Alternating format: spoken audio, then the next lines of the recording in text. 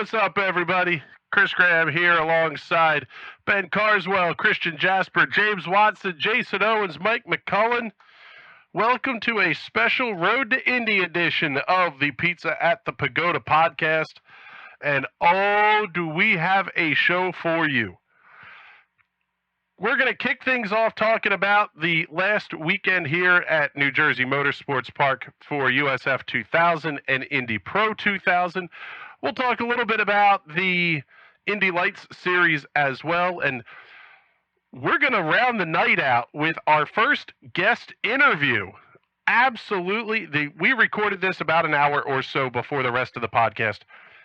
Absolutely fantastic interview with Myles Rowe, winner of USF 2000 race number 2 up at NJMP, driving for Force India and the diversity and inclusion programs started by Roger Penske and the Indianapolis Motor Speedway. This kid is so darn cool. We can't wait to share that interview with you. But first, we'll start things off as always. Mike McCullen, what are you drinking? I am drinking a fine Gaffel Kolsch from Cologne, Germany. Sure. That sounds expensive. I feel like I gotta pay my rent just to hear the name of that. Damn. Man, I just paid my rent, so I can't even afford to hear the name of it. I got nothing in the bank account right now. Oh, that's awesome. Jason Owens, what are you not drinking? I'm mixing it up. I've got a Brewdog in a nanny state tonight. NA? As in a what? As in non-alcoholic? That would be correct. I'm so sorry to hear that. Lame. It's way better than the strawberry mango seltzer water I was sipping on today. So I was going to say the purple Powerade that Watson's going to have in front of him. I'll have you know that it's actually lemonade, good sir. How dare you? Oh, there you go. See, look at that. 2 birds, 1 stone. We don't even have to ask him. Christian, what do you have in front of you tonight, brother? Oh, only the most alcoholic of drinks of Dr. Pepper, because all my Sapporo was gone. Apparently, all your Sapporo is in front of Ben Carswell. Cup cars have giant-ass spoilers, and you got giant-ass cans of Japanese beer, huh? Listen, the more giant, the more better. That's going to go on a T-shirt somewhere. Pizza at the Pagoda. More giant, more better. I feel like that's a bumper sticker. Gotta be. That is a sticker that should be on every one of our fake race car liveries. Yes. I am over here sipping a Fatheads Brewery Bumbleberry Honey Blueberry Ale. Fancy for you. Wow. Yes. Are you feeling okay? That sounds really good, though. It sounds great. It is actually fantastic. I caught a ton of hell from my wife and kids on our family vacation that you can only have chicken parm and Miller High Life so many times when you go out. So I had to get adventurous. Oh, God. I found one that doesn't suck. I found a lot that did, by the way, but that's an entirely different story. All right, let's recap the Road to Indy New Jersey Motorsports Park weekend. What did we have here, guys? Well, we had Ben and Mike out at the racetrack, along with Chris Kresge doing absolutely fantastic work on the photo side of things, gentlemen. So a total of 4 of us out there over the span of the 3 days. And we had, 5 races in 2 days, basically? 6 races. Yeah, 6. We all beat the traffic. That's the 6th one. Yes, we did bail before the final, Indy Pro 2000 race, I guess. And the only reason we bailed on that one is because they were going to run the Radicals again for the 11th time that weekend. Basically, a lot of Radicals. Hey, yes. those rich guys pay a lot of money to pretend race. Yes, they do. The racing was pretty good. There was actually good racing. It was pretty good racing. You could really get a good draft in those things. They were doing some pretty good moves, but yeah, too much radicals. Now the other one that, and maybe we can talk about that. Well, we can talk about it here. Is there something else that fits better on that weekend rather than? I mean, obviously, a lot of radicals coming in the door is going to pay a lot of bills for that weekend. But is there something else that might be a better fit? I mean, last year, MX5 Cup was there. Now, that might have been on the bill because it was at some point an IndyCar sanctioned series. I know it switched to IMSA last year, but they were probably already on the schedule.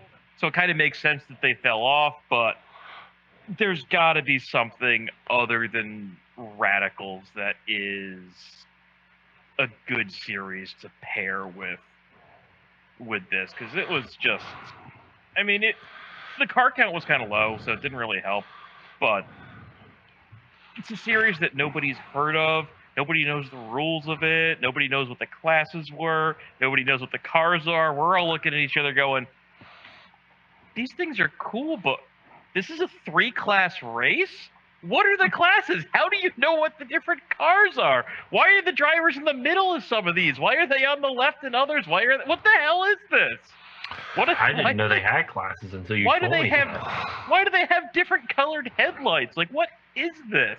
It's something that just makes no sense to have with your feeder series. Now, I don't know what else they could bring in. I don't know, lights? Well, if they wanted to emulate the iRacing world, they should just stick Formula V in front of the other two series. Worst idea. You know what? I would be willing to bet Formula V's around NJMP in the real world would be pretty spectacular. I think the issue that maybe comes up with some of those is, are you going to get a decent car count? I think that has to be a very realistic consideration for the promoter's standpoint for the folks over at NJMP. I haven't watched this race that happened, but ARCA East did a race out there. Happens to be the only ARCA race that our combined favorite driver, Ernie Francis Jr., ever did. But they did a K&N Pro Series East race, which is now ARCA East, out there. And I feel like if you're going to have two open wheel, downforce focused classes there, maybe adding radicals with all their aero and gigantic wing isn't the best idea. Maybe you want to go for like this, maybe the MX5 Cup or giant stock cars, or even modified cars on the road course. I think the one thing different. The one issue with anything is paddock space, because that's not a huge paddock, and not that Road to Indy takes up a lot of space, but between the garages and with USF 2000 and Indy Pro, most of the garages I think were pretty much full up. And I think they had the radicals guys working under a couple of tents off to the side. So, there's always that space consideration when you're at a smaller racetrack that's not the world's biggest paddock. Although they had plenty of camping space, they didn't seem to be using. So, I have a great idea for them for next year. So I don't know if anybody caught the Trois Rivières Grand Prix where they ran big block mods on the road course. Bring all those northern New York guys down.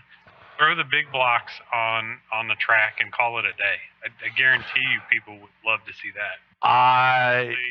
It would be a decent show on the security cams, but real cameras. I think that might be a bit of a culture shock for the RTI kids. Could you imagine Kiko Porto big black 350-pound big block mod driver who's got a jaw the size of Brazil in his lower jaw. Oh my God. Okay, now I will say this. I am in the heart of big block modified country. There's a reason we call them the Mud Turtles. With that being said, though, that race at Trois Rivières was fantastic. I would love to see them run the big blocks. The problem is you're going to have to pay them a ton of money to get them out there. You're talking probably something along the lines of $10,000 or $15,000 to win. Which Also, it's not a very wide course. I've got a business idea. First, I hit Powerball.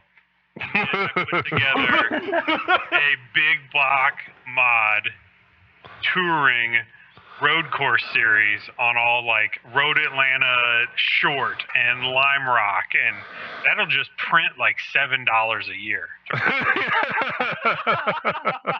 Oh, the pearl clutching at Lime Rock would be amazing.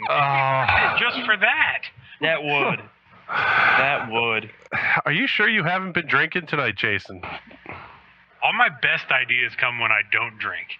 That's terrifying. It's a pity they're not like farther south. You could bring like late models out there. You know what? I was class, Wheeling mods, big block mods, and around Lime Rock, and God we'll call help it like like BIMSA or something. Like just make up a name. No, TNT Anarchy. Yeah, it's some things that just don't work in the real world. Sorry, James. he's just describing next month's TNT special event. It's all right. Yeah. Way spill the beans. All right, so Jason did make the segue for us here, and we'll get the ugly part out of the way early in the show here because there's just too much positivity to come later. What are our thoughts on the broadcast quality? On companion race weekends with the IndyCar series, NBC's cameras are there. Now they're locked in position, so you don't get man-operated cameras, but you do have, 4K quality broadcast cameras handled by the switcher and everything else. It very much looked like the broadcast from the NJMP races this weekend were done with basically security cameras. Well, Stan Lee was sitting in the booth, like, switching the security cameras around, right? On the feed, like... We had enough phones between us that we could have fired up our iPhones, each stood in a corner, and probably done a better job with the broadcast. I was really finna ask what broadcast, honestly. Yeah. I mean, I wouldn't call that a broadcast. I'd call that a feed. They, like, the Road to Indy series, even the Indy Light series, as small as their fields can be, they don't get the respect that I feel like Indy Lights does get NBC now, and it is on Peacock, and it is Kevin Lee and Charlie Kimball broadcasting it with the whole NBC camera crew and graphics and all that, and it's actually a super quality broadcast. Those Indy Lights broadcasts on Peacock now are fantastic. They are totally fantastic, but there needs to be some waterfall to Indy Pro and USF because, candidly, one of the best passes you'll ever see, nobody got to see in its totality because of the fact that we don't have...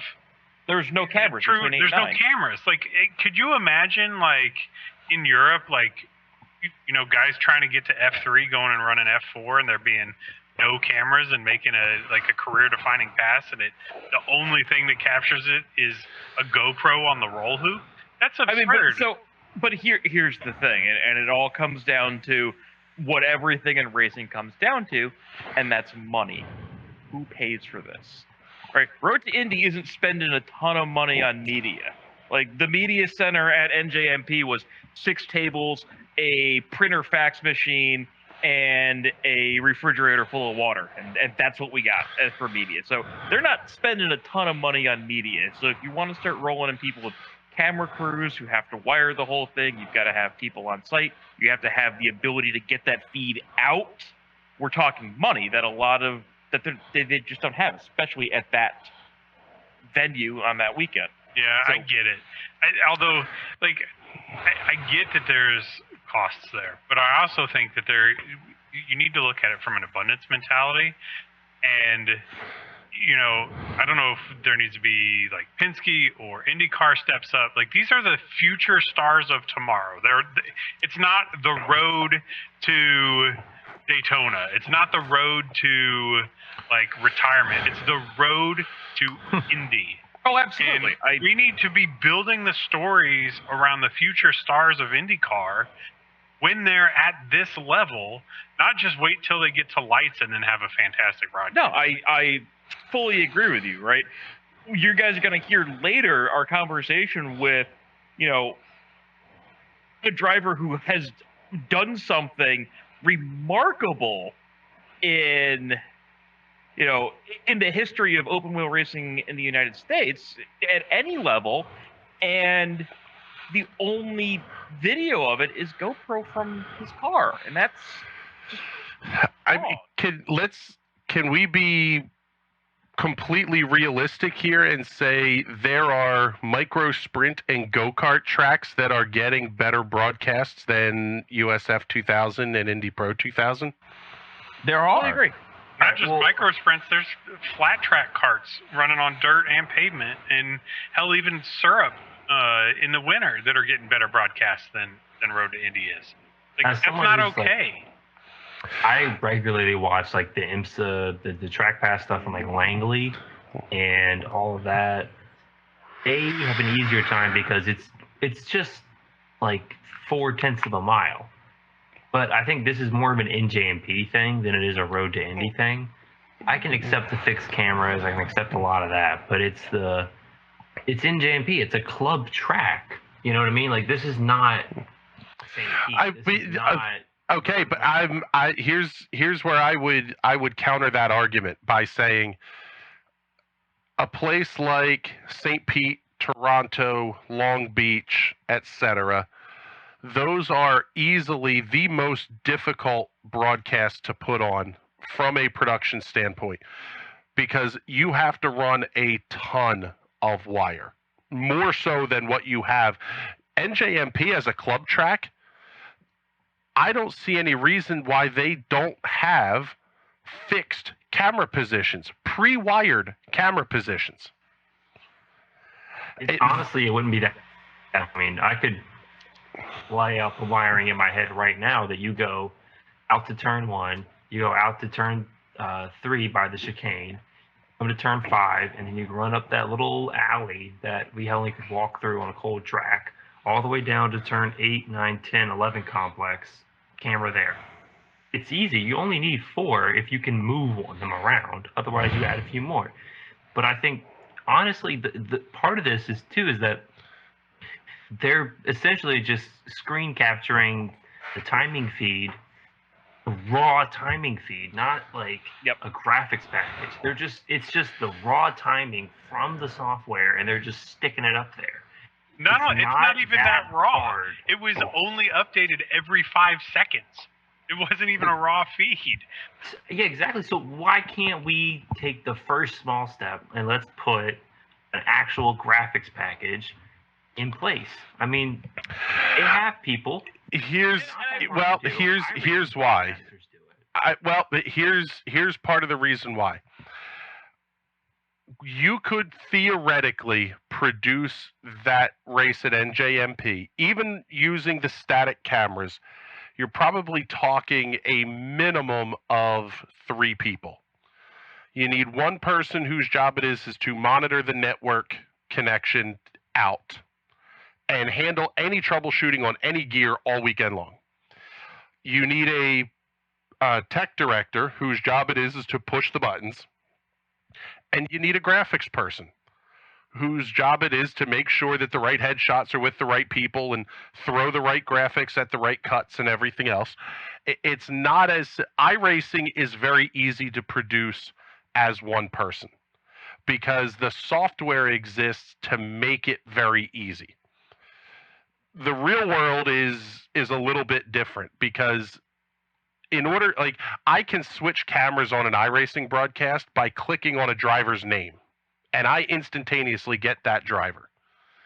Well, that tells the graphics software who I'm looking at, so it knows what battles to shoot, and you let the algorithm do its magic and run the math. The real world is very different and is fairly complex. Right, but we are talking Road to Indy, which is put on by Anderson Promotions, which on their website has Road to Indy TV production, IMS Productions. And as we've talked about on this podcast, IMS Productions is one of the biggest TV producers of sports media in the world. And They've got the skill. Not just Maybe biggest. Yeah. Anderson can spend a little less money on hotel rooms at the track and a little more money on publicizing the future stars of IndyCar. I like the hotel comment. Not even going there. Yeah. Oh, they know. For everyone else, sorry. Yeah, that will be a story over beers some other time. I'll say it this way. I would offer our services at cost, no profit in our pocket. This is one of the things we do on the National Racing Network, and it's there. It's one of those things that the barrier to entry is so low. If this was 15 years ago, I would say you're talking about $1 million, $1.5 million custom trailer that you have to have built out. The reality is you could probably produce these broadcasts from the back of a Honda Pilot. It's actually not that crazy to do anymore. I mean, if you look at the video encoding issues they had at Lucas Oil earlier in the year, I don't know that it's a stretch to say that they're actually broadcasting it out of a Honda Pilot at this. Someone's hotspot. I think that was a local processing issue with how poorly that was encoded, and it was a visual bitrate issue, and it was bad. And luckily, I haven't seen that again the rest of the year. But that kind of stuff can't happen. I think that's the bigger issue. Is there's a difference between wants and needs, and we want a crew of 200 to produce the shows like we get for IndyCar. The reality is you need a serviceable broadcast. And one of the biggest moments in the history of the Road to Indy ladder was missed last weekend because they didn't have a camera in turns 8 and 9. Would also like to point out that NRN almost had a camera over there, except that I'd moved back up to turn 5. Yeah, except the knucklehead who would have been behind it decided to move. Some moron. Yes. I was by the Myles Rowe fan section, aka his family. So that was a moment. I have a story from that if we have some time. Yes, let's get to some of that stuff a little bit later on here. Looking at things, let's go back now. Let's start talking about the positives here. 6 races run over the course of the weekend, and a grand total of 0 full course cautions in full wet conditions at varying points throughout the weekend. These kids and young adults were pretty darn impressive out there behind the wheel. Yeah, I mean, just they came, the couple of races that were very wet, and you had them coming up start finish, fanning out, 5, 6, 7 wide. It looked like a Pocono start, and really neatly tucking in and going, 2 wide up the hill into 2, maybe fanning out a little bit 3 wide. But there were a couple of bent wings and a couple of broken wings, but nobody wadded up a car. Nobody really did anything of note. I think we had 1 car at the end of race 2 for USF that ended up in, or I know it was Indy Pro. It was the 30. I don't remember which race, but one of the races somebody got Indy Pro. Somebody got stranded in the in a runoff, and they local yellowed it. It was incredibly clean racing, clean and respectful racing that at that level is impressive. It was super impressive. I think the only thing I noted watching on the broadcast that made me chuckle was when both Junco's cars went off in 5. Yep.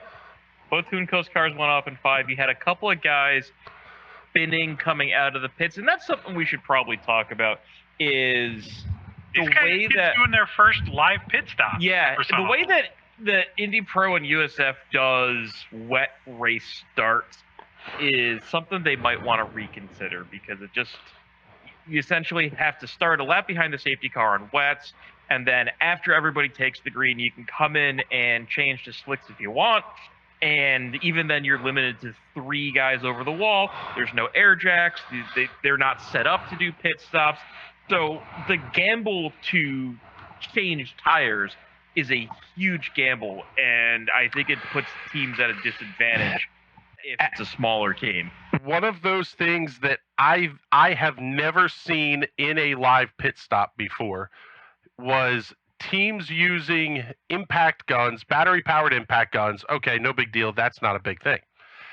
Every one of them had a torque wrench with them, and an official watching them torque the wheel nut to spec before putting the little safety cotter pin back in. That's not something that should happen in a live pit stop. And someone was penalized for not having torqued and put the pin in. I did hear that over race control. Somebody was penalized and had to come back in for proper torquing and putting the safety pin in. That's not a live pit stop. If you're going to go that route of saying, okay, this is a wet race, then call it a wet race. And if the track dries out to the point that it becomes a safety hazard to be on wets, throw the full course caution, bring everybody down pit road and say, you're going to leave pit road in the same order you came onto pit road. Yep. I think that is, even in the Radical race that started dry and finished in the wet, they red flagged it. The guys ran out to their cars on pit road. They changed their tires and they sent them back out, and they got 2 green flag laps. I think they got a green flag lap or 2. They got, so even Radicals said, hey, we're not going to force these guys to do live pit stops. I just think it's a strategy call, one, that a team shouldn't have to make, and 2, they're not equipped to do it. And if they're going to say, hey, you've got to torque your wheels to spec Quite and literally put a not safety equipped pin to do in, it. it doesn't make any sense. But you're disadvantaging the guys that don't take the gamble because they say, hey, this is a bad idea. And, if you're disadvantaging the teams that, some of these teams are running out of very large haulers. Some of these teams are running out of very small haulers on shoestring budgets. And it's not something that should happen at this level. You shouldn't have to have like a race strategist saying, all right, I think it's time to come in for slicks now, or I think it's time to come in for wets. It's got to be run at the series level because they don't do live pit stops any other time. I think that kind of defeats the point of spec as well. Like, they don't have spec crews and equipment. They have spec cars, though, and that's kind of the whole point. And when we talked about it at the track that one team had their truck provided by Penske, another one had theirs rented from Penske. It's a difference, and you see that in the pit stops. And let's also make note here that it was not a rented tractor trailer from Team Penske. It was rented from Penske Truck Rentals. I mean, that's the difference. I mean, literally, one team had Ricardo Juntos calling strategy on pit lane. Which team was that? the Force Indy team. It's the little things that you notice when you're wandering pit road. The Force Indy team had 2 people working behind laptops that both have nice big Team Penske stickers on the back of the laptop. Yes, there are differences. There will always be haves and have-nots.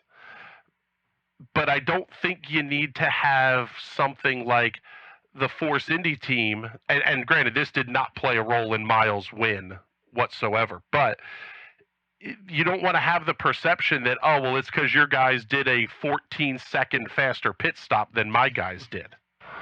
Yeah, I agree. I think it's, at this level, it just shouldn't be a thing. First of all, they don't practice. So there's a safety thing too. They don't practice live pit stops at all. No. They don't do them in any other race. So you've got them. I saw maybe not numerous, but I saw a number of guys spin coming out of the pits. I think it was in race 3. Miles spun, a couple of other guys spun coming out of the pits because cold tires, they're pushing. That pit exit at NJMP, actually, you come off the limiter, and then there's a turn that they've got to negotiate that before they get shot out into the racing line. So it's not a safe thing for them to do either because they don't practice it. I full well thought I was going to die when the first of the cars came down pit road. He locked up, corrected. He started to, and I don't remember which car it was, started to dive for the wrong pit box. Turns hard left, locks it up, turns hard right, punches the gas, then locks it back up again. All I could see was flying hand tools and tires when this kid slid sideways into his box. That's not, I don't know. There's just something about it that strikes me as we're unnecessarily putting crew guys in danger. These are not helmeted, safety geared crew members like you have in the IndyCar series. Some of these crews were guys in t-shirt and jeans helping out for the weekend. It just seems like there's a lot of risk for not much reward that goes on there. Yeah, I mean, I think everyone who did pit ended up worse off than they started. And there's such short races, they didn't have an opportunity to even try to crawl back through the field. I mean, I think and I don't know. I don't have great timing data that I can go back and look at. But it didn't feel like to me, in turn 1, seeing that the guys who pitted were making their way up the field. So, yeah, I don't know. I don't even know if that strategy call worked or not. We did have a couple of first-time winners this weekend in Rowe and Siegel. That was a ton of fun to watch those crews and families celebrate in victory lane. Porto obviously was on another planet in race number 1. What are we thinking here? I'll say it this way. I think the future looks pretty darn bright talent-wise when we look at the names running up front in USF 2K this weekend. Yeah. Porto was sensational on race 1. I mean, I was out there, and you'd watch Porto come by, then you'd wait a second, then Sundar Murthy, Yuvan, and who else was it? Pearson was up there. Green was up there. Green, Brooks, D'Orlando, and Green. Those are the 4 with Yuvan that were 5 or 6 seconds behind Porto and just not catching him at all. Yeah, and then Porto finished another 8 race seconds 1 behind him. Porto finished race 1 5 seconds up. Right, he just took off. It was incredible to watch, particularly in turn 1.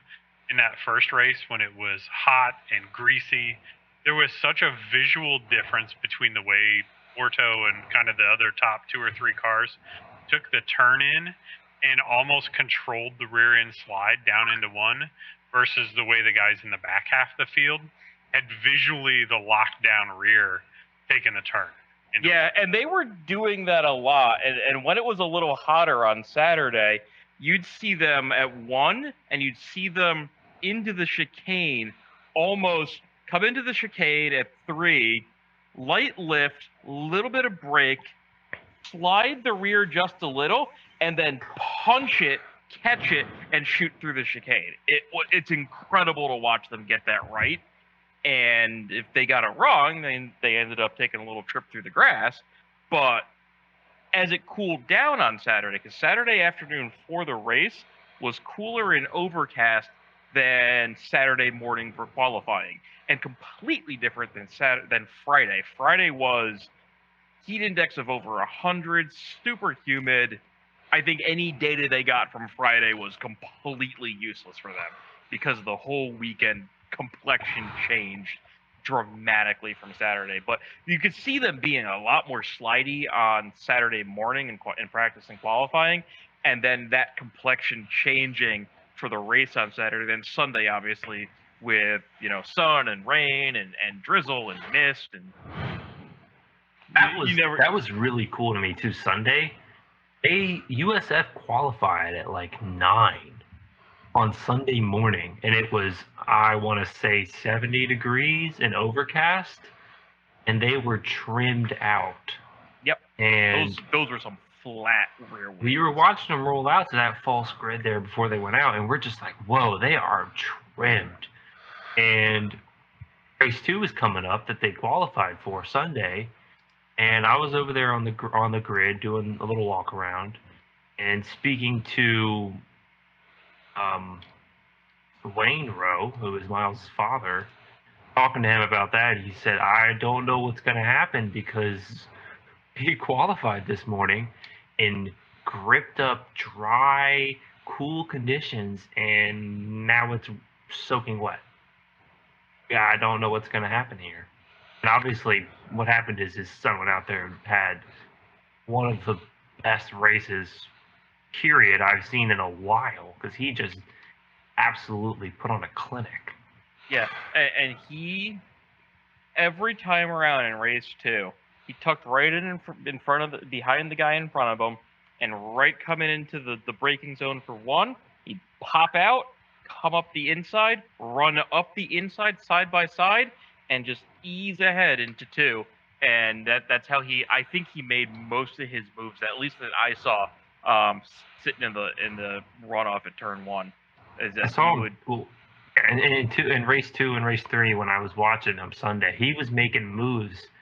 And according to NJMP's social media guy, by the way, that second complex there with the double carousel is called the Octopus. I don't know if that's an amazing that's what name. He said. I love it.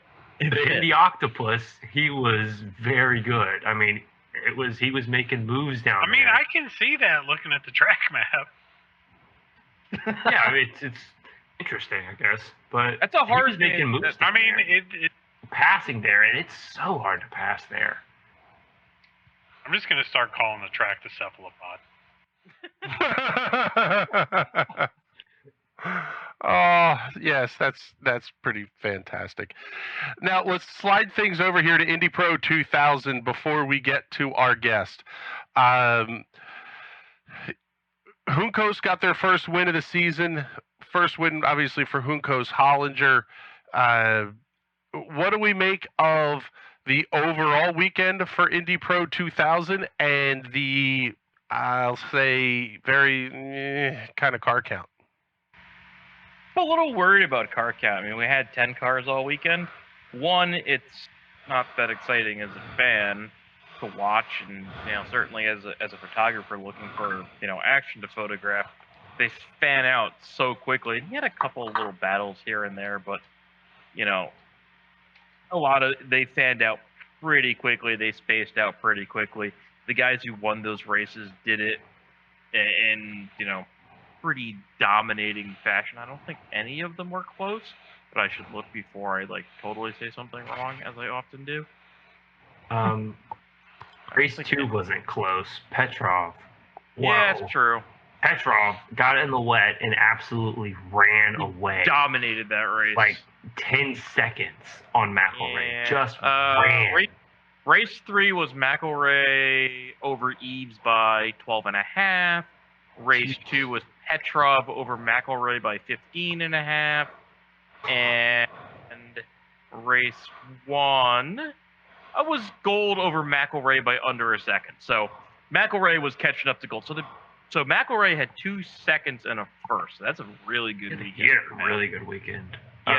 He had an excellent weekend. But cool for Gold to get his first win. Obviously, it's a big deal for him to get his first RTI win too. And I think it says a lot about the series where you've got 6 races between USF 2000 and Indy Pro 2000, and 50% of those wins were first-time race winners. I think that says a lot about the talent in these series. But yeah, RTI or Indy Pro, I'm a little worried about car counts. And there were maybe 2 Indy Pro drivers who didn't go though, and they're already one of those projecting is Suleiman.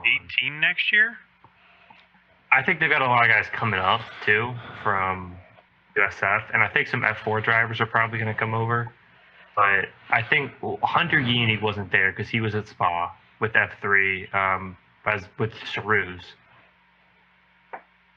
Somehow, I don't know, Juncos has had a weird week. Sowery made that announcement, their Indy Lights driver, that he was leaving. And he seemed to pin the blame on Juncos for that, even though he's had pretty good results. I mean, he thought he was 4th in the championship when he left.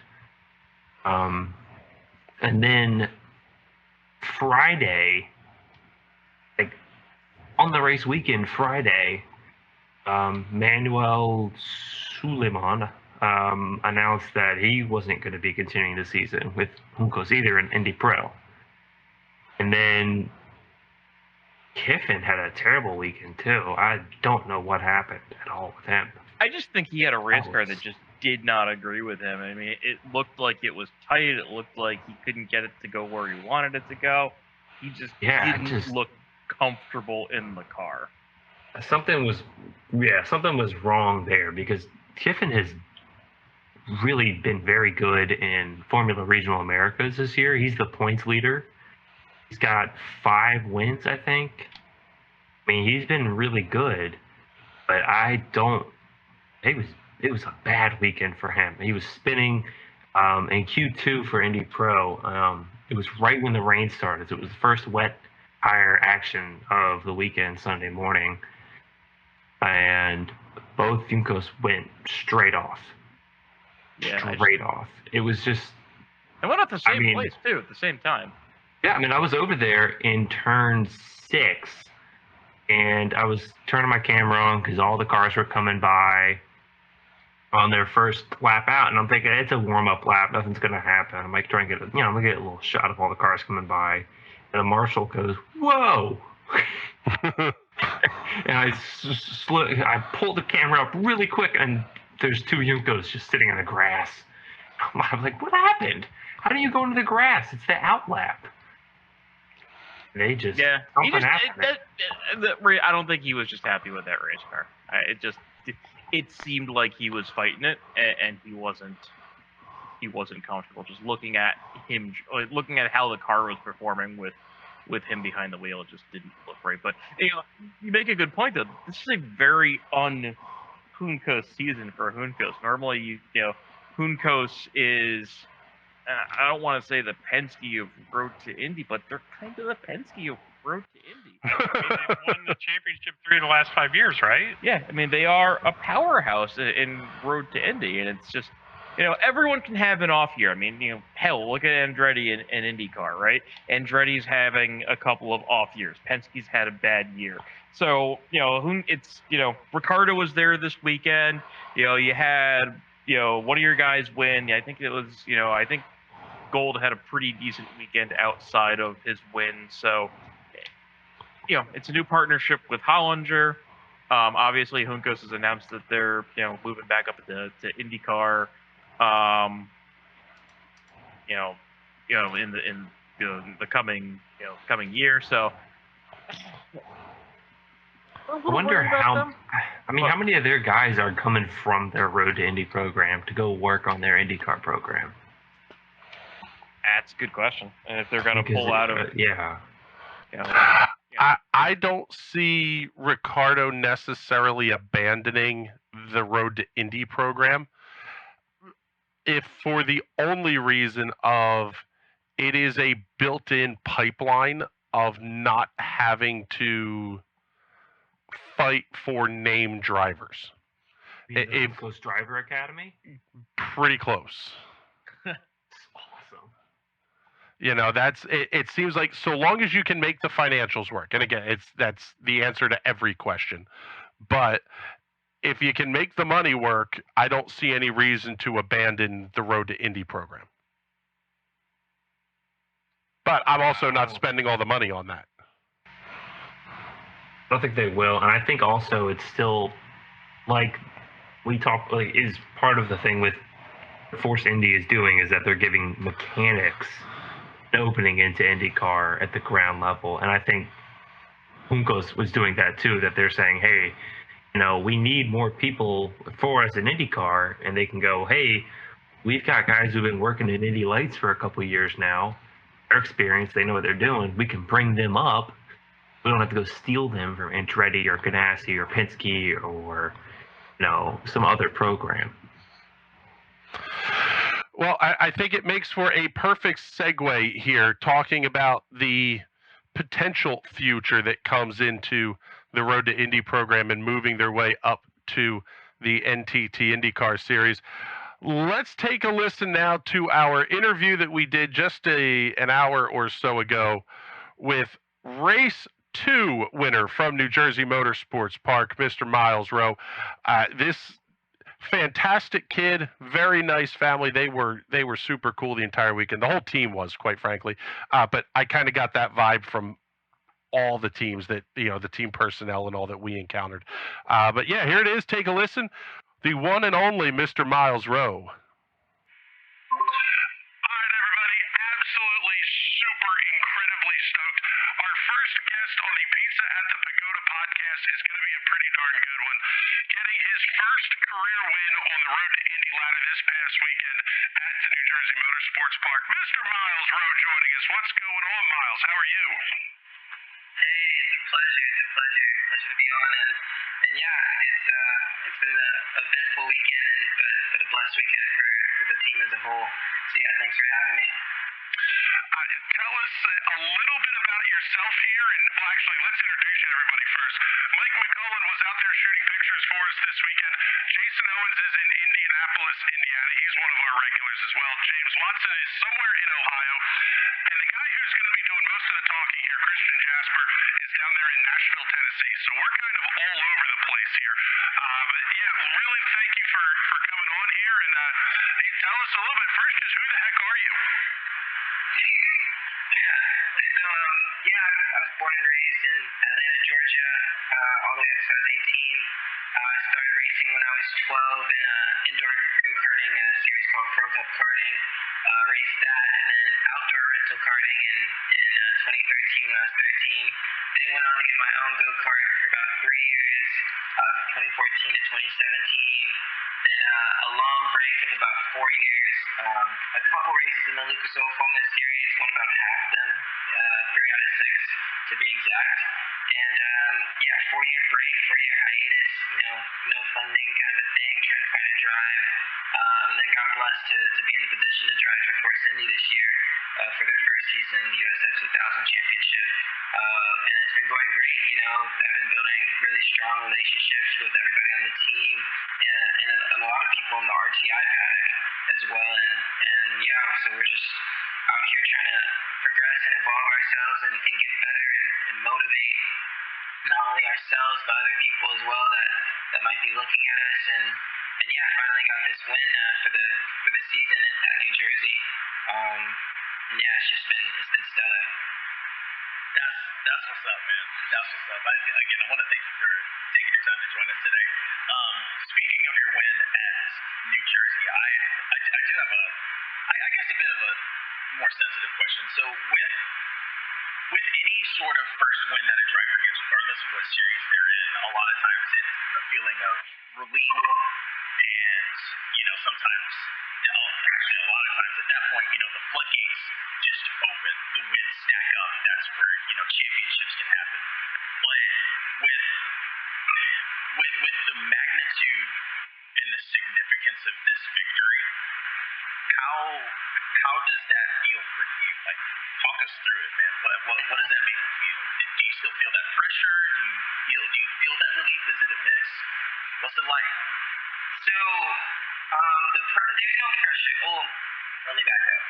Obviously there's pressure, but me myself, I feel like I handle it pretty well because I've trained myself to sort of think of whatever the task is at hand in the present, to just focus on that and to do it the best that I possibly can in that moment. And I've been taking that with me for a long time, including through this racing season. So with the pressure, it's just about being able to take yourself away from that and focus on what you actually need to do, and then knowing your ability and doing it. So it's the same thing as it was before as it is after this first win in terms of pressure. Now, the emotion of the relief that I felt, and just the joy and just being able to actually see like all your hard work and all your perseverance kind of like gets you to another stepping stone in your journey. I mean, like, I've never felt an emotion this strong in my entire life when I crossed that finish line. I mean, as soon as the car hit the finish line, it was so unreal, like how I felt. I mean, I didn't tell anybody this actually, but I was so like emotional when I crossed the line that I didn't even pay attention to where I was driving. Like I don't know if you can see in the video, but I kind of went off the track, and I was like, oh my gosh, like I gotta get back on the track kind of thing. Like I was in the marbles, like out wide and everything, and it was super funny. Honestly, at that point, man, I don't think anybody can blame you for that. That was on the real, man. That was a hell of a drive. I do just want to say, like, it's really cool seeing more. It's really cool seeing more people like us get really involved in the sport, and not only succeeding but like thriving. It's the coolest thing to see. So keep on doing what you're doing, because you're doing a great job at it. Now, Thank you. hey, no problem, man, no problem. So moving on to the race weekend itself. So we saw that conditions over the weekend, they were changing all the time. So and not even just for the race that you won, like for race 1, 2, and 3, and as the weekend went on. So how did you and your team adapt to that? Yeah, so the team as a whole, we did a really good job at knowing what to do we do a really good job at adapting. Racing is a sport with so many variables changing constantly. Right. And the team did a really good job at analyzing, what could happen, and what might not happen. In this case, for race 1, 2, and 3, it was about what the weather was going to do, whether it was going to rain, whether it wasn't, whether it was going to rain lightly, whether it was going to rain hard, whether it was going to rain and then the track was just going to be wet, whether it was going to sprinkle and it was going to be wet and then dry out in the end, sort of a thing. Trying to figure out if you put in early, don't put in at all, put in late, and kind of like taking it, as they say, by the ear. Whatever happens, you change what you have to do to bring out the best results, and that's just all it was, having the awareness of that, and then just having, you could say, the drive maybe, or just the awareness and consciousness of what you need to do, like I said before, what you need to do in that moment, and just executing it accordingly to the best possible way you can. And especially in race 2, we did that properly. I think one thing that contributed to that was tire management. There was a lot of tire management issue because the situation at hand in race 2 was that the track in this situation it rained before and then it stopped raining, but the track was wet. Definitely where slicks just weren't an option at one point. So you'd go out on wet tires, and some people pit for dry tires. The problem was with the tires weren't quick enough to really catch up to the guys on wet tires. But also it was the sort of race where if you stay on wet tires, your wet tires, were degrading decently fast depending on, how you're driving the car, how smooth you were driving the car. Right. You really seemed to make that work as the race went on, because as it was drying up, bro, you got faster, man.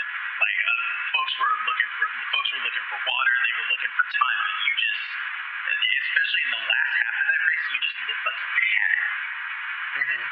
Yeah. It was just, using my butt, feeling the track under me, using. That's real. Yeah. Using all your vision, knowing exactly like the temperature of the track and everything if possible, the wind and everything, so that you could execute accordingly, and also protect your car and protect your tires, most importantly in this situation. And it was just about driving really, really smooth so that you're not spinning the tires or overdriving in terms of on the exit of the corner where you may be like loose and scrubbing the tires like that. And yeah, that was how you were supposed to win that race. And you got it right. You got it right. You did it well. That's what's up. So let's see. We'll move a little bit away from the seriousness of racing, I guess you could say at the moment. So let me ask you this: Do you happen to do any sim racing for fun? Yeah, I do. I love to train on the sim, and and get on the races and things. It's definitely good, because in the sim, like they all say, you can massively mess up, but you can still have all your limbs attached, and you'll be like, okay, I know not to do that when I'm in the car, kind of thing. So yeah, I try to do a good amount of sim racing, not too much though, because nothing really beats real life. Right. But yeah, I get on it for sure a couple times a week and try to work on my skills and techniques. But I'd say with the simulator, I mainly get on there with really something in mind of what I want to work on, something I want to fix, or something I want to improve on, sort of a thing. So I'll do sim races and things like that, but they're mainly like I'm on there thinking about, okay, what technique am I working on in this race? Am I working on starts? Am I working on brake release? Am I working on like throttle app or like tire management, things like that? Right. Yeah. So unfortunately, you say you asked if I get on there for fun. I guess I could say I get on there, but more so for practice and development and my skill. But yeah, sometimes I'll get on there for fun. Sometimes I use iRacing a little bit, and I'll run on like the pro trucks, and oh my gosh, I love the rally cars on iRacing. Like I definitely hope I can do rally car one day for sure. So iRacing gives me a good outlet to really try that out and try to race some people. And yeah, I do have a lot of fun racing the trucks and the rally cars and the dirt.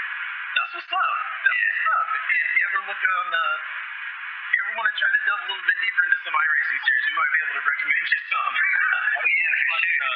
Especially the pro trucks. We know we got some folks who really love it. Yeah. Hi, I'm the pro truck guy around here. I'd love to. Man, it would be a dream come true to be able to hop into a jumpy truck race with you and just rip the track up. That sounds like my kind of thing. Yeah, let's do it. We gotta set it up one day. Oh, heck yeah. I'm here for it. We'll see if we can make that happen. No, really. We're going to see if we can make that happen. All right. So let's see. So that's a lot of the racing stuff that I had in mind. Let's so we're pizza at the Pagoda.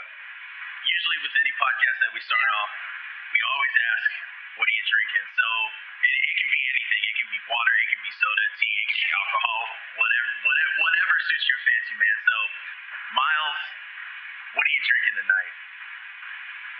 I think I swear I didn't prepare for this. I swear. But I went out with my girlfriend and we got some food. And we were actually going out with some friends tonight, so I decided to not, because we're in New York City, and I was about to get a meal that was $15, and then by the end of the night I was going to probably spend $40, $50. So I was like, I'll just get like a smoothie, because she saw a smoothie kind of thing. So I ordered this juice drink, and I'm actually drinking like a beet, carrot, apple, ginger kind of mixed juice. So that actually doesn't sound too bad. It's good. No, it's really good. It kind of tastes like orange juice a little bit, with a little kick because of the ginger, Yeah, actually. That's like, yeah, I'm gonna need to list that, because that's a lot of stuff that I want to try, because I like trying a lot of new things, especially with a lot of things. I have a wicked bad sweet tooth, so you might have just opened up something dangerous for me on that one. Yeah, heck, that also. I think it's like your drink. So, following with pizzas, with pizza at the Pagoda, so if you had your top 3 pizzas, or your top 3 pizza toppings, what would they be? Note, there's no shame. I commit pizza crimes. Your boy likes pineapples on pizza. So what you got for me, Myles? I knew you were going to say that. Oh, gosh. Oh, man. Well, that's not one of them for sure. I mean, I can appreciate it. Though. It gives you the kind of sweet thing, right? Is that what it is about the pineapple on the pizza, Christian? A little bit, yeah. A little bit. It's a little bit of sweet to go with that savory. But, you know what? That's just me. That's just me. That's a crime.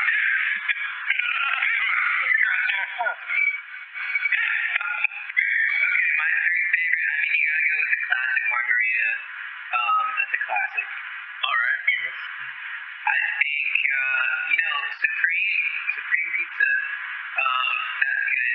But I'm gonna go for the wild card here. I don't know if it's actually called this, but there's like I think some places might call it. It's called like Brazilian pizza, where they have like it's kind of like a ham and like cheese and sausages kind of thing. My girlfriend, showed me that. It's really good. It's really good. And also, actually, I don't know the name of this pizza, but I really do like pizza with ham and arugula kind of a thing. I think arugula and ham together with pizza. That's another one to try out. I was going to say, we are going full-on fanciness here on the pizza show tonight. Good Lord. This is the most high-end we've ever been on this show. Oh, that's fancy now, boys. It's great. Oh, that's awesome. Well, Myles, let's kind of continue on here. We don't want to keep you here all night, but we'll get to the hard-hitting questions at the end. What's the your favorite place you've gotten to run this year, and is there a racetrack that you go, I just cannot wait to get out on this place? Okay, so I absolutely adore St. Petersburg. Like, it's such a shame that it's in a city with cars and it's only open once a year to drive on. I absolutely love that circuit.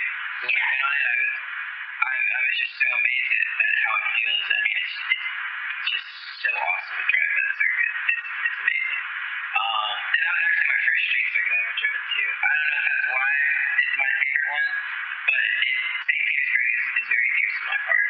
And I might just have a thing with street circuits because the next one I'm about to say that I really want to go on that we didn't get to go on this year because of COVID-19 is the Toronto street circuit. That one also looks so fun. Like, man, I really want to go to Toronto. I was so upset when I heard that they canceled Toronto for the season. Like, that was definitely the one I was just so looking forward to. And I've never been overseas, at least like after like 5 years old. So I mean, it was like gonna be going not overseas, going to Canada, out of the country, and then also like running on that street circuit. So I was really looking forward to Toronto, but hopefully we get to it next year. Yeah, hopefully we kick some butt over there. Looking at, you're talking about next year. Is it a signed, sealed, delivered type deal yet, or what can you tell us about what your plans are for next season? Yeah, it's simple. The plan's just to run USF 2000 next year and go for the championship this year. There are a lot of variables that were out of our control that affected our points and our finishes this year. So hopefully next year the goal is to just control all those variables, and hopefully we're a lot closer in the points, or even top in the points, sort of a thing. Like I said, I've been 4 years out of the car before this, so it could be a thing to make a jump because I learned quite quickly. But the issue is I need to get comfortable, actually being a race. Like it's weird to say, but when you're out of something for a couple of years, you got to get yourself comfortable and acclimated again, so that when you do make these big jumps, that they don't feel so big, sort of a thing. So the goal is just to run USF 2000 next year and keep those out of control variables, away from us, the negative uncontrollable variables away from us as much as possible, so that we're much higher in the points like we want to be, so that maybe a year after that, a jump seems like very comfortable and reasonable. One of the things that we were discussing a little bit in our conversations off air was you don't want to see this kid with so much talent get pushed too hard, too fast, and it just doesn't, it never works out to be a good outcome. Is that something that you keep in the back of your head of just let's be really, really patient with this development program? For me, for sure, because I'm gonna say it all the time, but yeah, I've been out for 4 years, and it's just you can think of yourself as being however good you think you are, like, but the reality of the situation is that you're in a competition, you're in such a tight competition that you have to be realistic in the fact that not everything's gonna go your way, sort of a thing, and it takes a lot of patience and discipline to really just like stay where you are and try to learn as much as you can, so that you're prepared more than the people that you'll be running against in the jump you make, sort of a thing. So it's definitely not good of it's definitely not necessarily the greatest, or you can say the most realistic plan to try to make a jump into something where just naturally, because of that big jump, those other people are just more prepared than you are. The goal is to just have, the goal is to be the most prepared, because that's all you can really do, is control your variables. And to make a big jump so fast is not the way to control all your variables. If this is going to be my last shot to talk to you tonight here, I have to ask this question. I was talking to your mom on Sunday in the paddock, and she said to me that if you lined up 33 IndyCar drivers, she could pick out one of them and know who they are. The rest of them, she has no idea. That one driver is Will Power. If it was not for, I know you won't humble brag, so I'll do it for you. You whipped Will Power's ass at GoPro Motorplex, is my understanding of your discovery story here. Can you tell us that one a little bit here? Because we have a huge Will Power fan in the room, and we love every chance we can to hear a Will Power's getting beat story. I'm the Will Power fanboy over here. Hello, I'd love to hear it. Oh my gosh. So yeah, it was just kind of meant to be. So this is basically the story of my first time, getting in and driving my go-kart. Actually, I was with my friend Henry Grass, and we took a trip up to the GoPro Motorplex. This trip ended up being a very normal thing, as this was the only good track nearby that we could really find to practice at. Because in Atlanta, the only decent kart track, you had to be a member and pay, of course, tons of money. So this was the first of many trips up to the GoPro Motorplex, and I took it with my friend Henry Grass. And after getting the kart, driving it in a few times, and it turned night at this point, and there's lights on the tracks. They still had night sessions and things about after 6 p.m., after 7 p.m. And so I went out on track, and I see this helmet, and I'm like, this looks way too familiar, kind of a thing. And, he's kind of tall, kind of a thing, and I'm like, no way. And then I recognize the suit, and I'm like, no way. And then realizing it's Will, I think I saw it on his card, or maybe I saw something on his suit that said Power. I can't remember. It was a little vague. But I remember realizing, okay, this is Will behind the wheel. And so, I'm realizing it because he passed me. It's my first time in the go-kart. He passed me, going down the front street or something. Got better exit speed, obviously. And then so we drove around for a couple laps, and then he slowed down and then let me pass him again. And then so he started following behind me, sort of a thing. And then he passed me again. And then I kind of keep.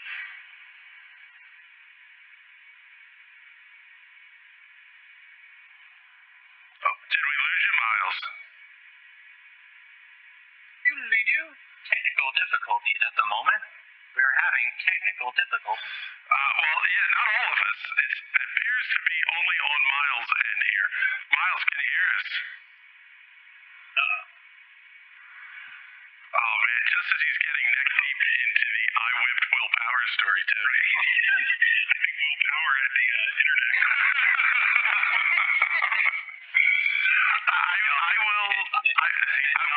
It was actually me. I didn't want my idol being humiliated, so I cut his audio. It was me. I will say this, as we get, we'll shoot Myles a message here.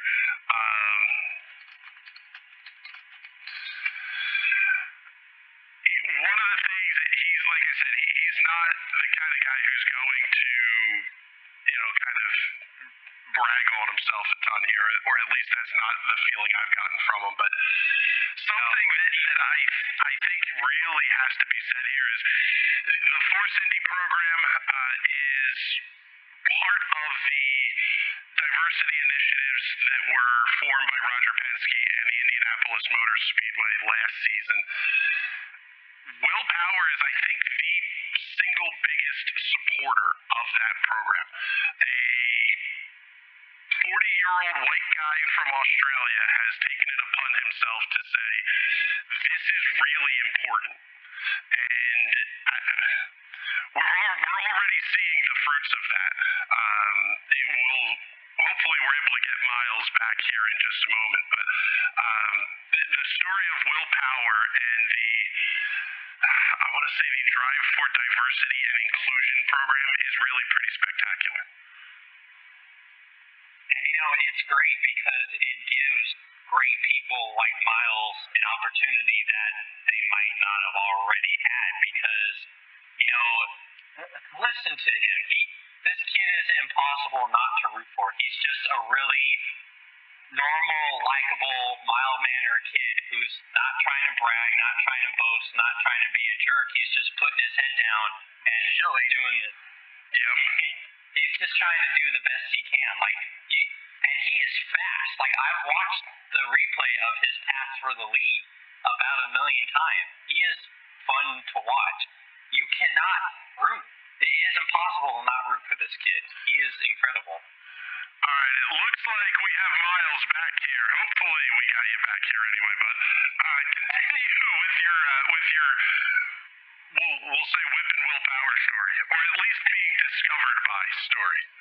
Yeah, so yeah, he passed me back, and then I'd follow him again, learn some things, and then he'd slow up a little bit, and then I'd be able to get a draft, and then pass him back, and then it kind of went on for that, and then the session ended, and then I didn't see him, and then we went back out on track, and he did the same exact thing where I'd be able to pass him, and then he'd pass me back, and I learned a few things out there, obviously, because it was my first time in the car, kind of learning how to roll the speed and everything, and the racecraft sort of thing, and it was really, really cool, and after he talked to me and everything for a little bit, and yeah, it was a great moment, especially since it was my first time. It was really surreal.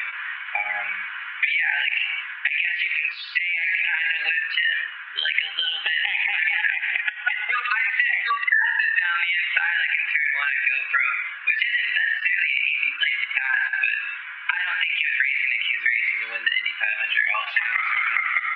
So You went for it is a big deal, though. Yeah, come on, champ, fuck that walk. You put hurt on him. Go ahead. It was fun. Now, let me say this. The other part, and like I said, I mentioned talking to your mom. Tell us about those conversations that you've had since Sunday. Your family seems very close, very tight-knit, and it doesn't seem like you're all about racing, which is not exactly true of, quite frankly, most of the families that you see around these kind of paddocks. They're very race-focused. You guys seem more family-focused. Oh yeah. So obviously we didn't have any racing history in the past. If there is to be racing history in our family, it'll start from me. And it's just been so the conversations after Sunday. I mean, my mom, she said a prayer to God, and she wrote it down, and there was a lot of good things, and it wasn't necessarily for me to win, but it was asking for certain attributes, focus and discipline, sort of a thing, clarity, calmness, and all those were received by me on that day through the whole weekend, really. And as we saw the result of that, and it's just been all love and just gratefulness for the position that I am, for the position that everyone is in as a family, for all of us to be together, especially in that moment, and see that just see the result of just our loving family kind of a thing. It was a great event for everyone to be at, and just to be together, and it was like a little tiny reunion kind of a thing. It was so cool to make that happen, and yeah, that was just the best thing ever, and yeah, the whole family is just ecstatic, and it's really nice to be it's nice to have that to be something to bring the family together even more. It's about all love and just emotion and being in the moment and being together, because family's all you got. That's what's up. I tell you what, Myles, we're going to hear your name a lot for. I have no doubt about that. But we want to say thank you very much for coming and spending part of your off time here with us. It's very, very cool. A lot of success in the future here that we're wishing for you, and good luck in a couple of weeks out here in Mid-Ohio. Yeah, thank you guys. Yeah, we'll be pushing. I'm striving, like, especially after this win, I'm gonna be working even harder. That's just my coding. So, we're looking to have good, consistent results in Ohio, finish out all the laps, and just, look back on the season, look at where we started, look where we are, and just make some more development for the beginning of next season, and then to have some development all the way through to the end of next season, and hopefully be a lot higher in these points in the championship. So yeah, it's just another start to this long journey. You could say another milestone to this long journey that we have ahead of us. You could say a never-ending journey, maybe. Yeah, or one could say it's another milestone. Oh my God! On that note,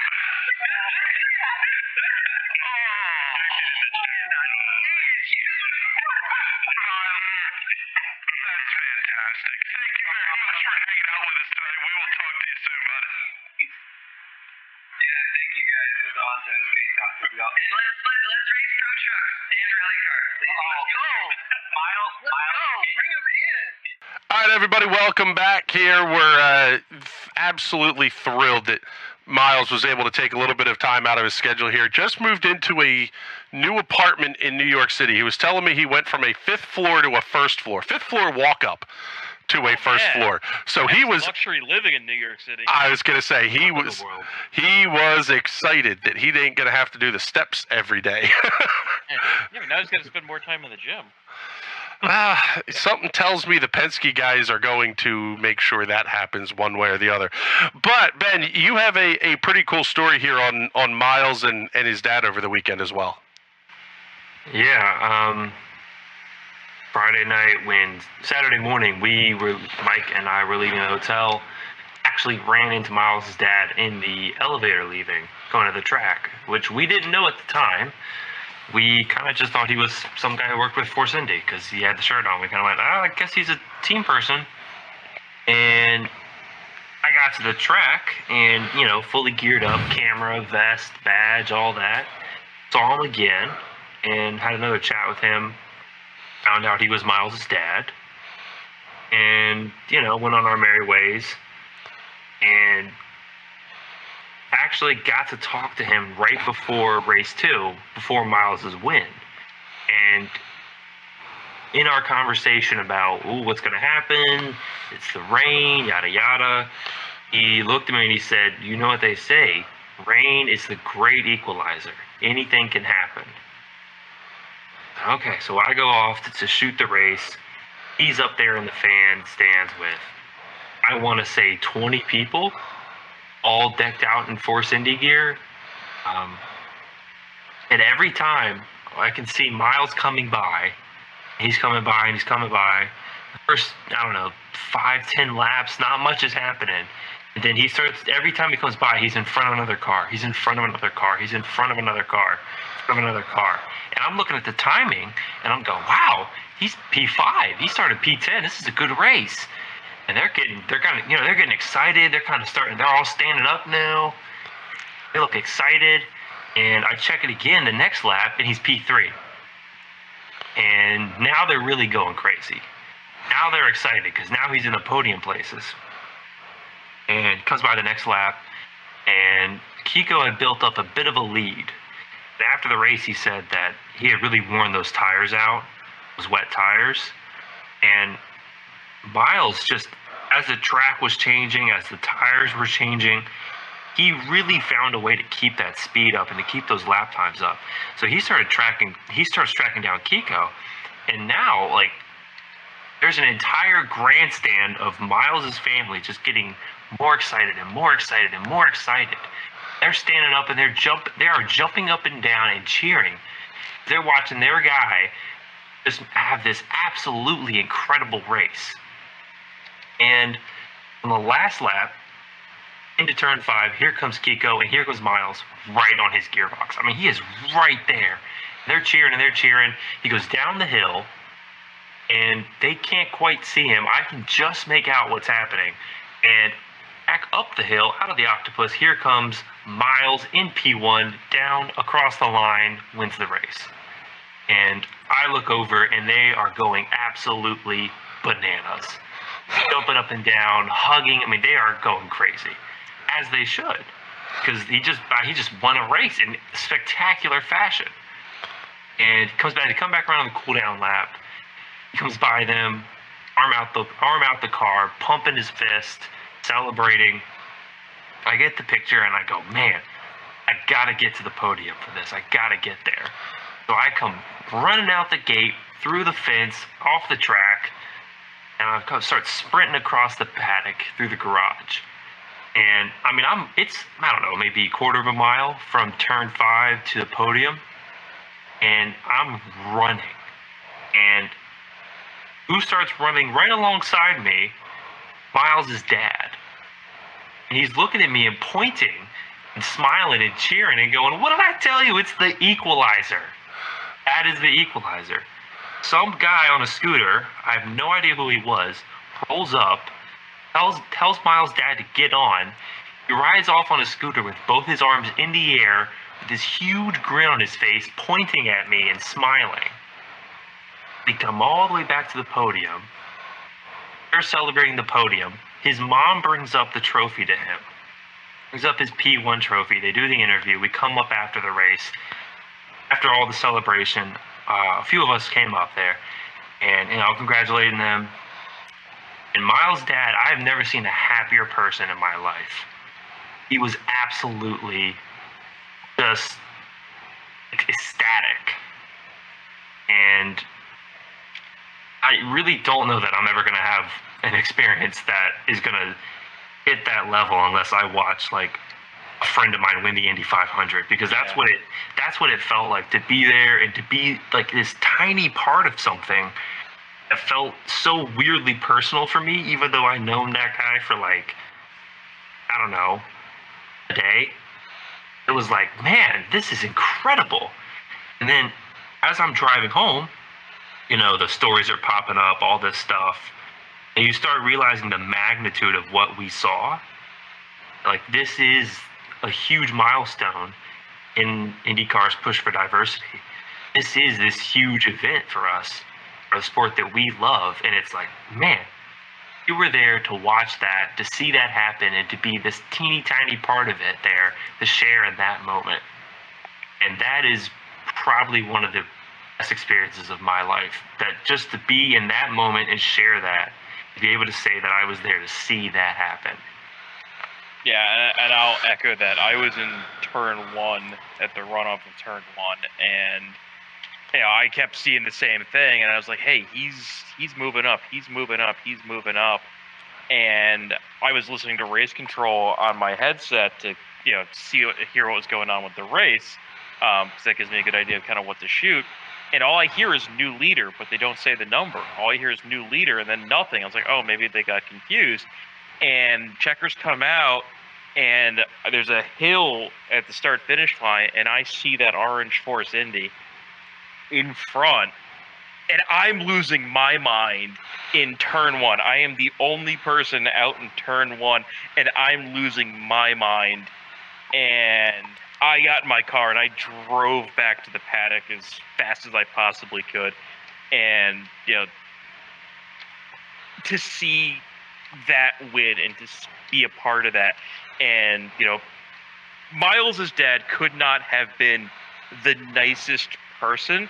His son just did something incredible. And for him to take the time to talk to Ben and I, people that he just met that morning, people that are just photographers from, a small, independent, racing network, to talk to us and be like, yeah, I'm so glad that you guys were here. Like, go talk to your kid, man. Go celebrate with your kid. It's the fact that they were gracious enough to even, let us into the moment. And I feel like, we were part of that moment, and it means a lot to me too. just to be there and to see it and to witness it and to say, hey, look, the first time an African American has won any IndyCar sanctioned series, I was there and I saw that and I witnessed history and felt like I was a part of it. And it coming from from me, it doesn't mean much, but I know it means so much to the sport and so much to his family and so much to him, and for him to 2 days later to come talk to us and to have that great conversation that he had with us, it just says a lot about who he is. And whatever he does in his career, he's a fantastic person, and I'm so glad that we got to talk to him and share that moment with him. It means a ton to me.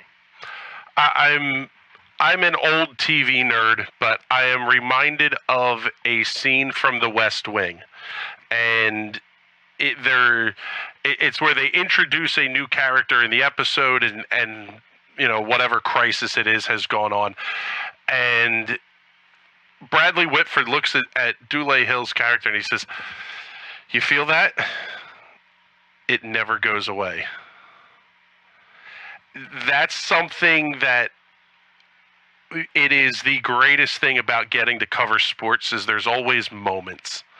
And for every jerk athlete, every, the horror stories that you hear about athletes behaving badly and whatnot, there are stories of good people having good things happen. And I wish there was a way to make it where the sport was less reliant on the concept of the pay driver, because we would end up with a lot more stories and a lot more families like the Rowes, and the sport as a whole would be much better off for it. But with that, I think we should start to wrap things up here. And speaking to that point, my final kind of topic question, whatever I'll pose to you guys, we're seeing a potentially huge influx of drivers coming from Formula One and especially the junior formulas heading in towards the Road to Indy and hoping for IndyCar rides. Is that a bad thing for the Road to Indy? And should there be some concern at Anderson Promotions about the future of what the Road to Indy program looks like? I think there should be. Yeah, there should be. Because it's great that we're getting drivers, and we're getting drivers both who are in the RTI series as well as the FIA sanctioned Formula Series. I think it's great that they want to come to IndyCar, but I would feel better about it if there were more teams to house them, as well as housing drivers from the RTI series, because at that point it's like, all right, I'm in the Road to Indy series, I'm here to get into IndyCar. Well, what in the hell is the point? Because we're getting more drivers from Formula One, Formula 2, 3, and 4, and the like. And it's like, okay, where do these guys go?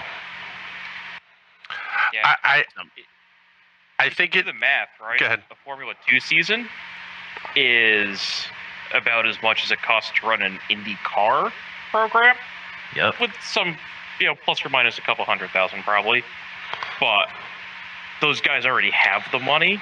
Mm-hmm. And, the Rowes of the world and the Hooncoasts of the world aren't going to be able to compete with, the Dams and the F2 teams, the Carlins, and look at Carlin, right? He took his Indy Lights program and said, "I'm going to run an IndyCar program," and it hasn't been super successful with it. But yeah, I think it's a concern because the money that is in European racing dwarfs what's available in the RTI ladder, and the sport runs on money.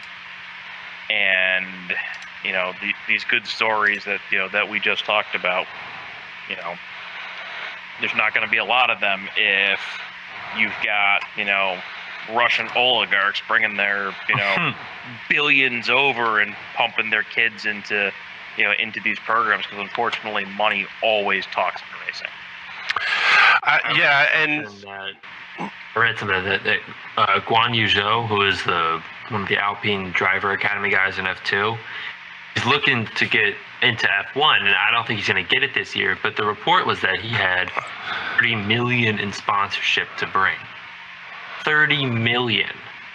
If you're Coin Racing, you don't turn that down. You just don't. Because even if he brings, say, a third of that, you still don't turn that down. A third of that number funds a Penske level car. Yeah. Mm-hmm. Yeah, Funds a two-car team at Coins level.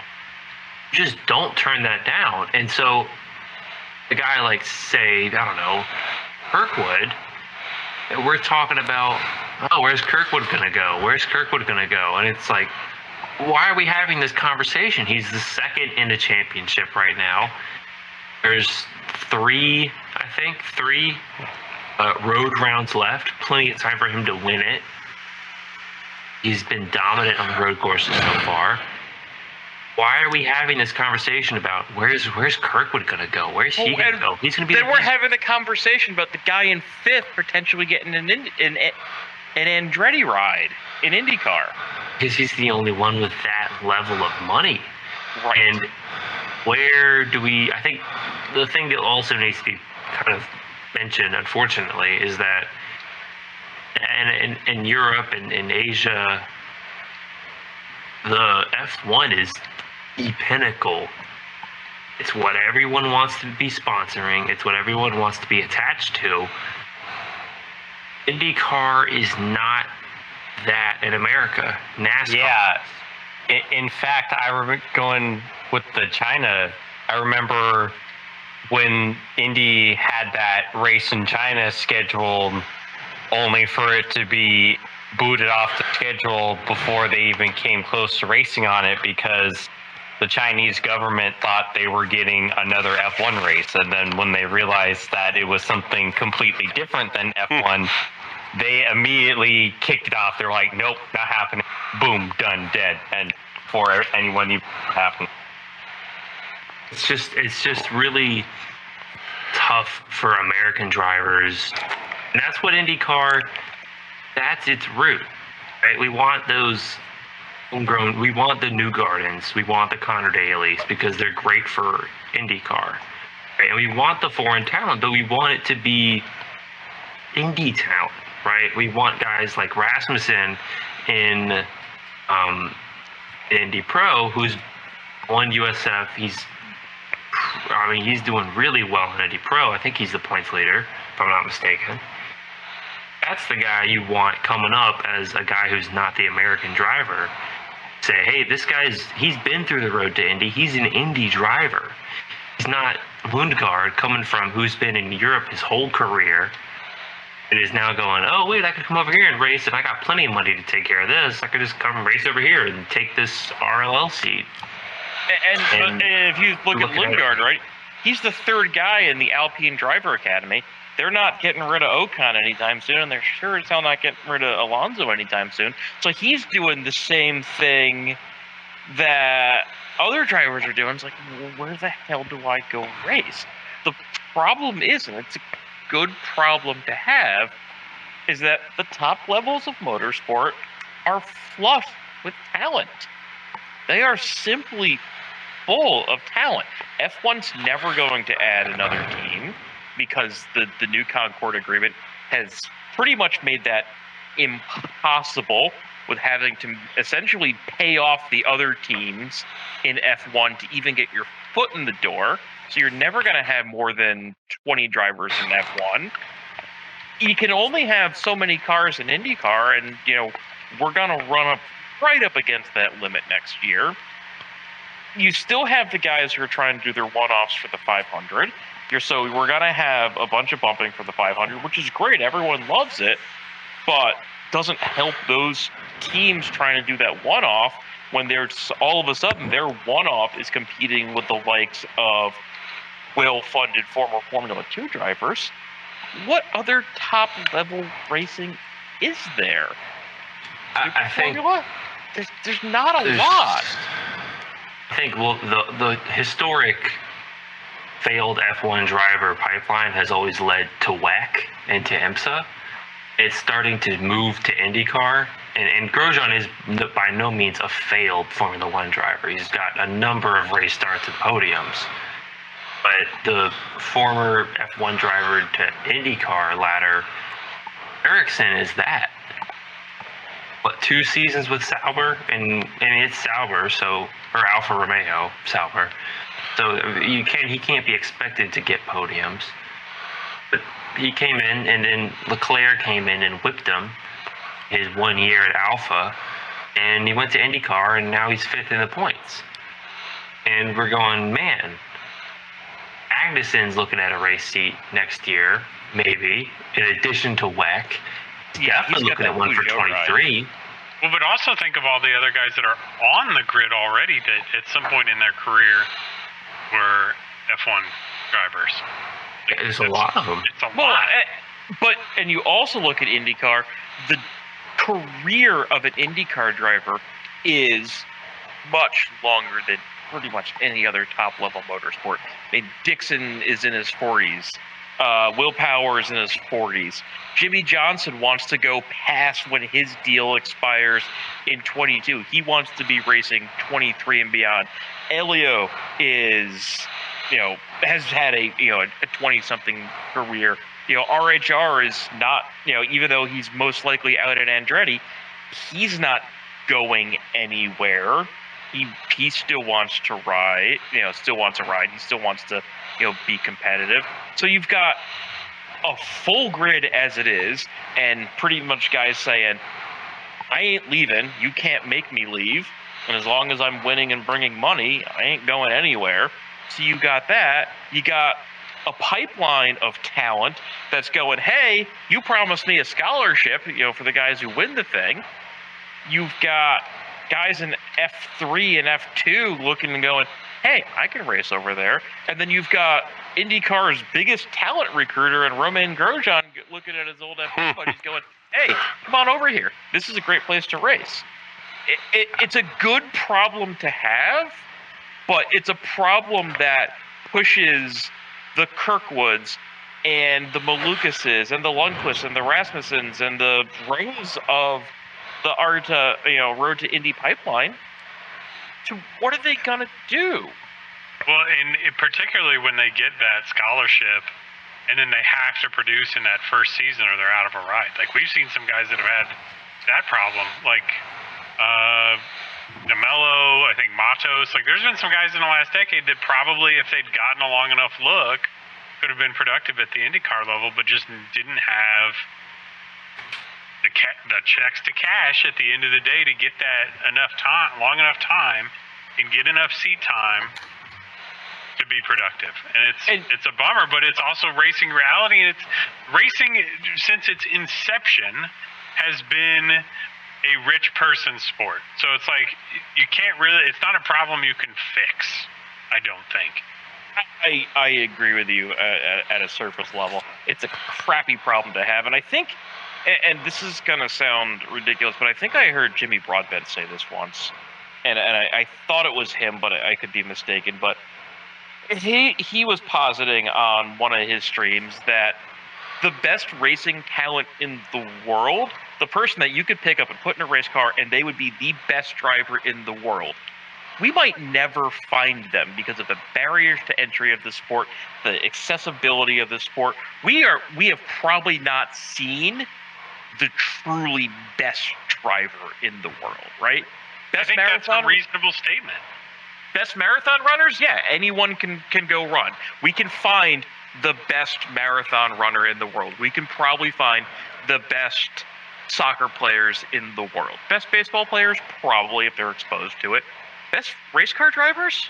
There is somebody in the world who is a phenom that we'll never see in a race car. I think part of the issue as well is that IndyCar is the perfect solution to we have too many F1 guys, too many Formula 2 talents.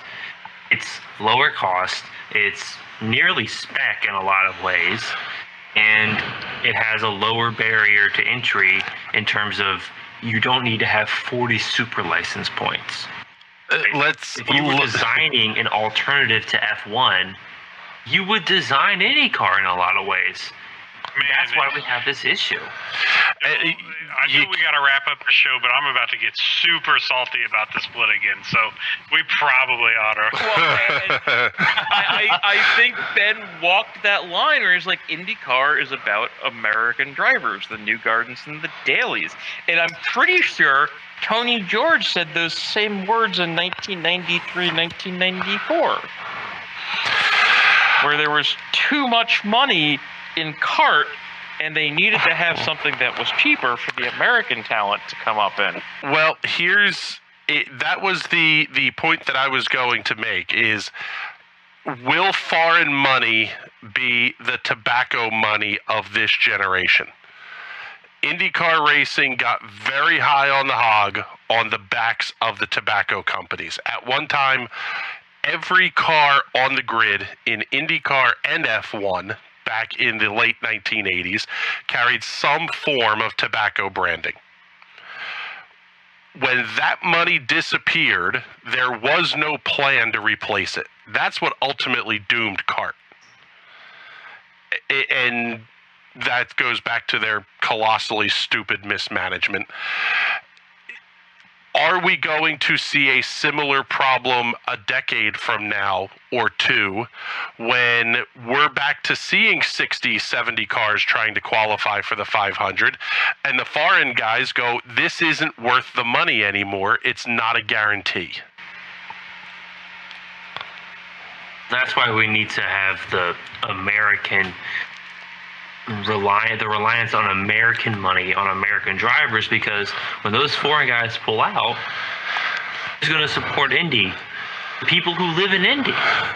Hoosiers are going to support it. People who live in California and get to go to Monterey and Long Beach, they're going to support it.